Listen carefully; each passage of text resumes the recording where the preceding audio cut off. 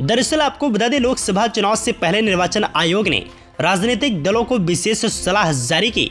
आयोग ने राजनीतिक दलों और उनके नेताओं से कहा कि वे जाति, धर्म और भाषा के आधार पर वोट मांगने से परहेज करें। साथ ही भक्त और भगवान के बीच के संबंधों का उपहास नहीं उड़ाएं अथवा दैवी प्रकोप का हवाला न दें। आयोग ने कहा कि आचार संहिता का उल्लंघन करने वाले उम्मीदवारों और स्टार प्रचारकों के खिलाफ नैतिक भर्त्सना के बजाय कठोर कार्रवाई की जाएगी। निर्वाचन आयोग ने यह भी कहा है कि मंदिर, मस्जिद, गिरजाघर, गुरुद्वारे या कोई अन्य पूजा स्थल का उपयोग चुनाव प्रचार के लिए नहीं किया जाना चाहिए। दरअसल लोकसभा चुनाव एवं 4 राज्यों के विधानसभा चुनाव के लिए आचार संहिता लागू होने से कुछ दिनों पहले यह परामर्श जारी किया गया है।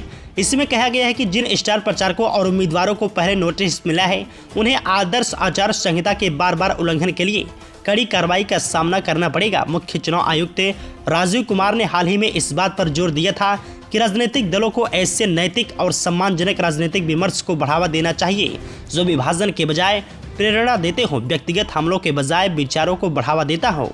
आयोग के एक अधिकारी ने कहा है कि इस परामर्श ने 2024 के लोकसभा चुनाव के मद्देनजर अब औपचारिक रूप से नैतिक राजनीतिक विमर्श के लिए मंच तैयार कर दिया है और 2024 के आम चुनाव में अव्यवस्था की आशंका पर अंकुश लगाया गया है। उनका यह भी कहना है कि चुनाव आचार संहिता के लिए उल्लंघन को लेकर व्यवस्थित दृष्टिकोण ने सभ्य चुनावी अभियान के लिए जमीन तैयार की है। निर्वाचन आयोग ने राजनीतिक दलों को चुनाव प्रचार में शिष्टाचार बनाए रखने और स्टार प्रचारकों एवं उम्मीदवारों को खासकर उन लोगों पर अतिरिक्त जिम्मेदारी की चेतावनी भी दी है जिन्हें अतीत में नोटिस जारी किए गए थे।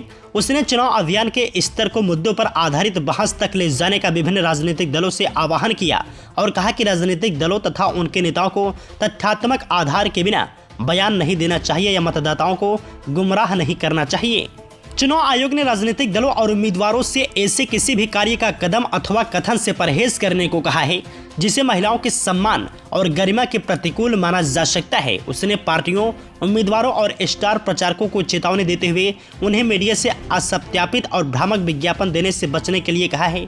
परामर्श में यह भी कहा गया है कि खबर के रूप में विज्ञापन भी जारी नहीं किए जाने चाहिए। आयोग ने पिछले चुनाव के दौरान प्रकाश में आए आचार संहिता के प्रयोज्य उल्लंघन के कुछ मामलों का भी उल्लेख किया है।